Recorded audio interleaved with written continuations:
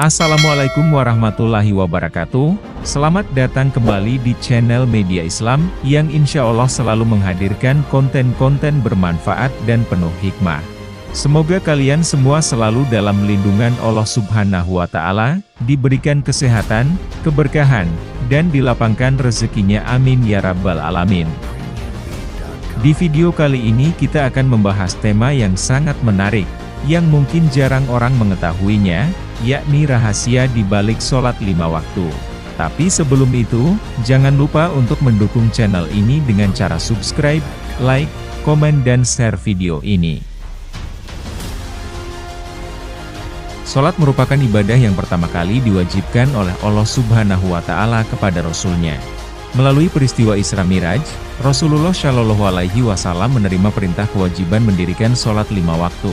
Allah Subhanahu wa Ta'ala memerintahkan umat Islam untuk mendirikan sholat 5 waktu. Para ulama sepakat bahwa sholat 5 waktu tersebut hukumnya wajib atau fardu ain bagi umat Islam yang sudah akil balik. Dalam Al-Quran, Allah Subhanahu wa Ta'ala telah berfirman mengenai ketentuan waktu sholat, yang artinya, maka apabila kamu telah menyelesaikan sholatmu, ingatlah Allah Subhanahu wa Ta'ala di waktu berdiri, di waktu duduk dan di waktu berbaring. Kemudian apabila kamu telah merasa aman, maka dirikanlah sholat itu, sebagaimana biasanya. Sesungguhnya sholat itu adalah fardu yang ditentukan waktunya atas orang-orang yang beriman. Quran Surat An-Nisa ayat 103. Dalam ayat lain Allah Subhanahu wa Ta'ala berfirman, peliharalah semua sholatmu, dan peliharalah sholat wusta. Berdirilah untuk Allah dalam sholatmu dengan khusyuk. Quran Surah Al-Baqarah ayat 238, bahkan, baginda Nabi juga dalam haditsnya mengatakan bahwa sholat 5 waktu merupakan tiangnya agama. Sholat itu adalah tiang agama, Islam, maka barang siapa mendirikannya, sungguh ia telah menegakkan agama, Islam, itu, dan barang siapa merobohkannya, sungguh ia telah merobohkan agama, Islam, itu. Hadis riwayat Imam Al-Baihaqi. Dalam sehari semalam, bagi umat Islam semua tentu tahu bahwa ketentuan sholat fardu ada 5 waktu, yakni, waktu zuhur, asyar, maghrib, isya, dan subuh. Di balik wajibnya melaksanakan sholat fardu, ternyata dari waktu sholat yang 5 waktu itu terkandung banyak hikmah yang bisa kita dapatkan jika dilihat dari faktor kesehatan, sains, psikologi dan lain-lain. Dilansir dari buku The Science of Salat, Profesor Riset, Dr. Insinyur Haji Osli Rahman MS, menguraikan secara luas tentang lautan hikmah sholat menurut ilmu pengetahuan atau sains astrofisika. Menurutnya, setiap peralihan waktu sholat sebenarnya bersamaan dengan terjadinya perubahan tenaga alam yang bisa diukur dan dirasakan melalui perubahan warna alam. Waktu subuh. Pada waktu subuh, alam berada dalam spektrum warna biru muda bersesuaian dengan frekuensi tiroid, kelenjar gondok. Dalam ilmu fisiologi, ilmu faal salah satu dari ilmu biologi yang mempelajari berlangsungnya sistem kehidupan, tiroid mempunyai pengaruh terhadap sistem metabolisme tubuh manusia. Warna biru muda juga mempunyai rahasia tersendiri berkaitan dengan rejeki dan cara berkomunikasi. Mereka yang masih tertidur nyenyak pada waktu subuh akan menghadapi masalah rejeki dan komunikasi. Mengapa? Karena tiroid tidak dapat menyerap tenaga biru muda di alam ketika roh dan jasad masih tertidur. Pada saat azan subuh berkumandang, tenaga alam ini berada pada tingkatan optimum. Tenaga inilah yang kemudian diserap oleh tubuh kita terutama pada waktu ruku dan sujud. Waktu zuhur, alam berubah menguning dan ini berpengaruh kepada perut dan sistem pencernaan manusia secara keseluruhan. Warna ini juga punya pengaruh terhadap hati.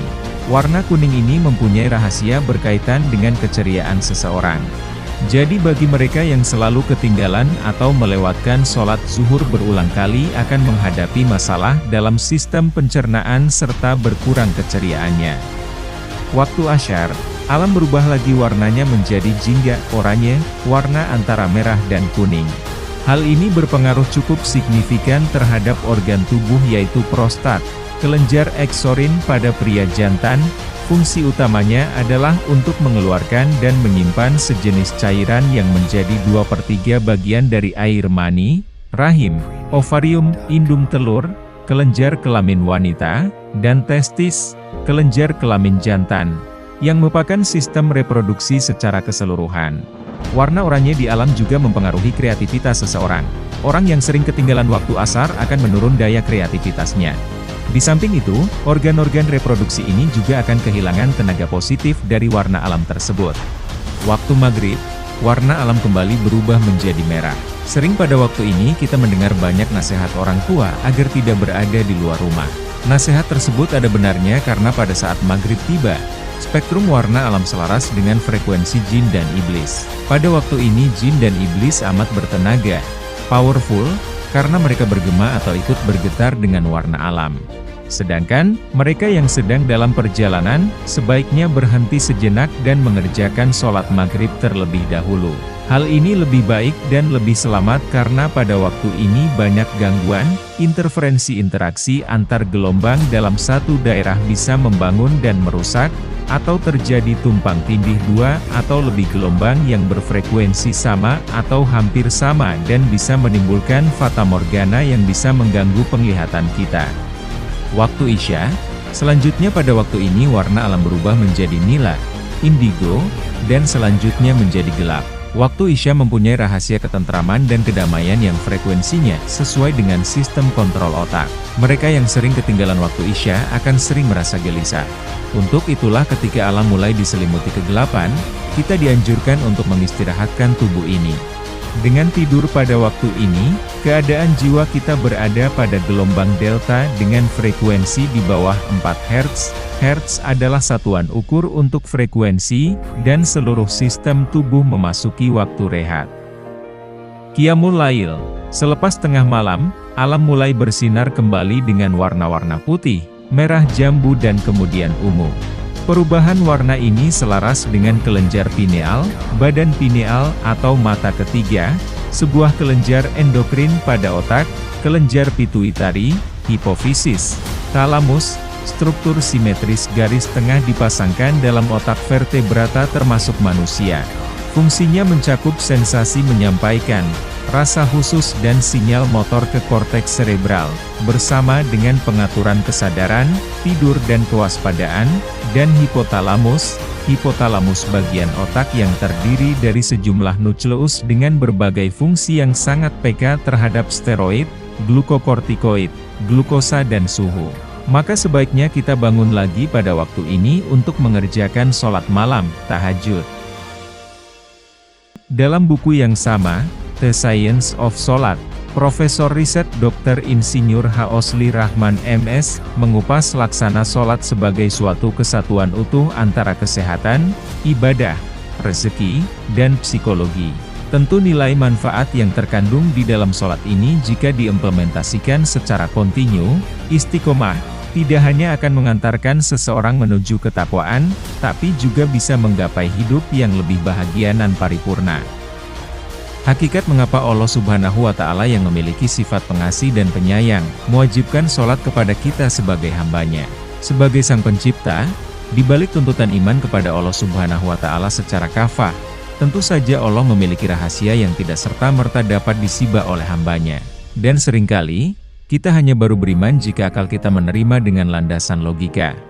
Padahal, iman seharusnya ketundukan secara pasrah atas dasar cinta tanpa perlu bertanya mengapa harus sholat. Kerjakanlah perintah Allah Subhanahu wa Ta'ala sebaik mungkin, dan biarkan Allah Subhanahu wa Ta'ala yang membuka pintu rahasianya jika kita telah menjadi hamba yang benar-benar bertakwa padanya.